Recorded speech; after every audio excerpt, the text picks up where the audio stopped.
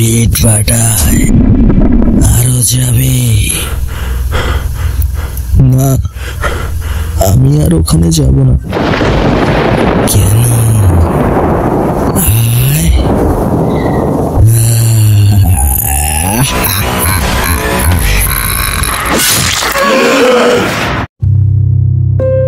সুপ্রিয় দর্শক মন্ডলী, আশা করি আল্লাহর রহমতে সবাই ভালো আছেন। এখানে ভূত আছে এই চ্যানেলটিতে আসার জন্য সবাইকে আন্তরিকভাবে শুভেচ্ছা জানিয়ে আজকের এই এপিসোডটি শুরু করছি। আজকের এই এপিসোডটি আমাদের এই ইউটিউব চ্যানেলে প্রথম এপিসোড হিসেবে শুরু করা হচ্ছে।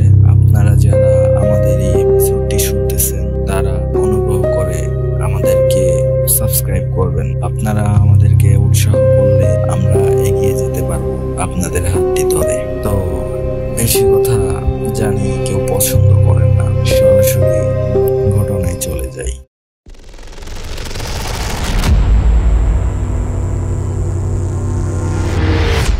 পরিত্যক্ত ইটের ভাটা। বন্ধুরা, আজ যে ঘটনা তোমাদের শোনাবো, এই ঘটনা আজও আমার হৃদয়ে স্পষ্ট, ভুলতে পারিনি। সময়টা আজ থেকে 4-5 বছর আগের কথা। আমরা 3 ভাই, আমি, শ্রাবণ আর মরহুম হারুন। হ্যাঁ বন্ধুরা, হারুন আর এই পৃথিবীতে নেই।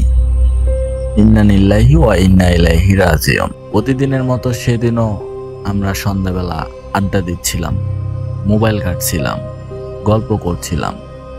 হঠাৎ হারুন বলে উঠল, ভাই চল না, আজকে আমাদের গ্রামে যে পুরনো ইটে ভাটা আছে ওখানে গিয়ে একটা ভিডিও করি।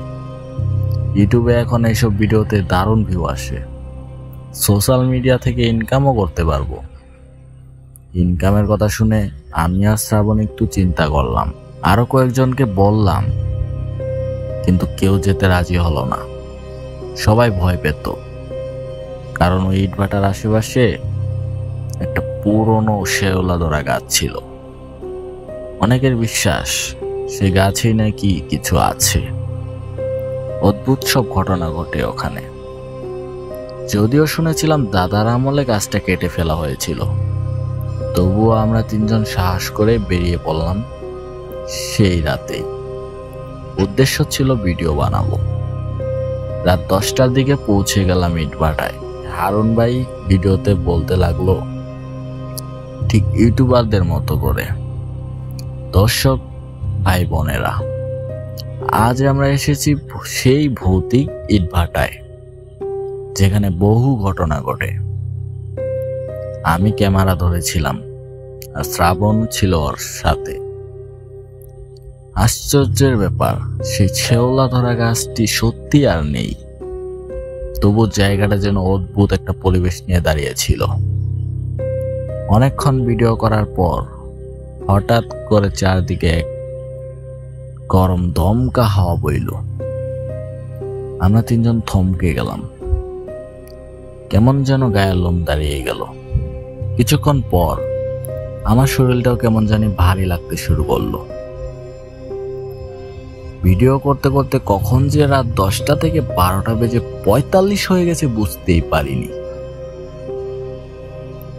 তাড়াতাড়ি করে কাজ শেষ করে আমরা 3 জন সোজা বাড়ির দিকে রওনা দিলাম। বাড়ি এসে ক্লান্ত শরীরে যখন ভিডিওটা প্লে করে দেখছিলাম, প্রথম দিকে তো সব ঠিকই ছিল, কিন্তু এক জায়গায় গিয়ে বন্ধুরা, সেই ভিডিওতে স্পষ্ট দেখা গেল এমন কিছু যে আমাদের মধ্যে ওখানে কেউই দেখেনি। অশরীরী, হ্যাঁ, সেই অদৃশ্য উপস্থিতি।